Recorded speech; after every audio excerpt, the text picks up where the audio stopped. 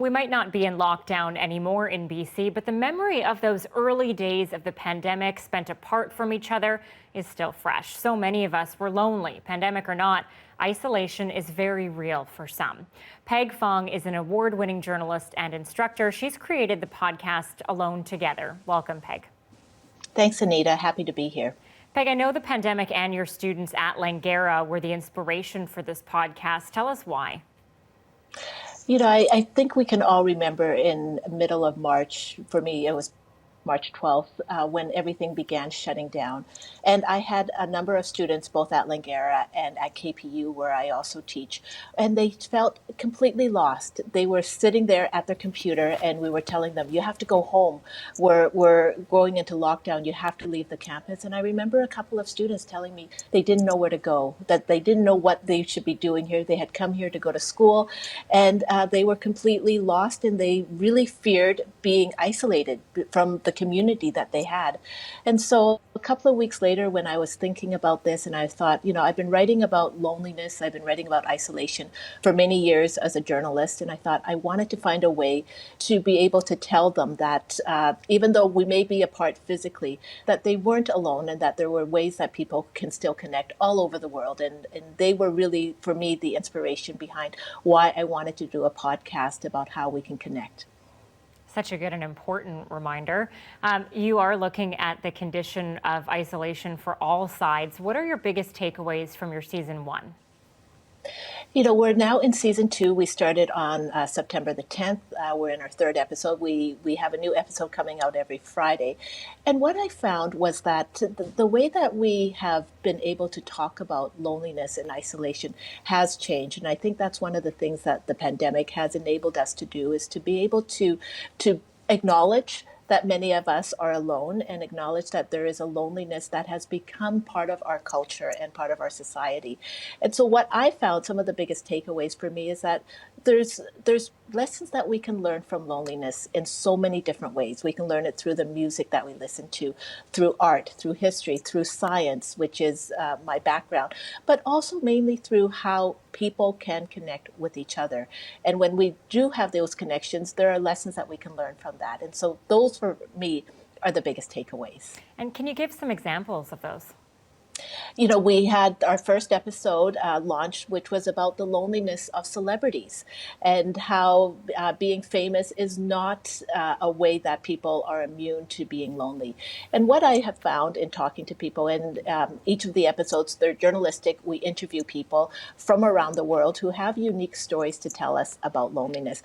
We have an episode coming up about the loneliest whale, and a bird that hadn't been seen in 170 years. And it was found when people were in isolation in Indonesia, and people were still not able to see it because people were in lockdown. So after waiting 170 years to find this bird, it appeared, it showed up, and they had to kind of release it back back into its habitat, which is a good thing, rather than keep it in a cage so that people could see it. So there are little lessons that I think we can all learn about isolation and loneliness, and all of them have in some ways been inspiring for me. We did an episode about how artificial intelligence might be a way for us to learn about the language of loneliness, that even if we don't say, I am lonely, how are the ways that we speak? What are the ways that we communicate with each other that tell us something that maybe we're not ready to say out loud, that I am lonely? Such important conversations. I know for myself, sometimes I do have that thought in my head, I'm feeling lonely today, and it's hard to vocalize because you think that you're the only one. So it's so key to have these conversations and make sure that everyone knows that they're not alone. What are you trying to achieve in season 2?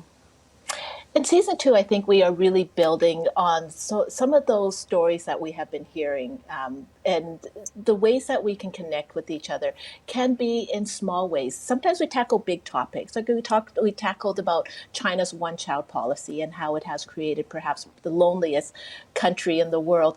But we also want to do even smaller stories, and maybe stories that are a little bit more intimate and maybe related to pop culture. I have an exciting episode. I'm very excited about this one, is whether we can smell loneliness. Is there a scent of loneliness that we give off? And I talked to experts house, and there is a smell of loneliness. And scent was so important to so many of us because people who did get COVID remarked about how they had this loss of smell and they weren't able to smell the things that they were used to. And that created a lot of loneliness.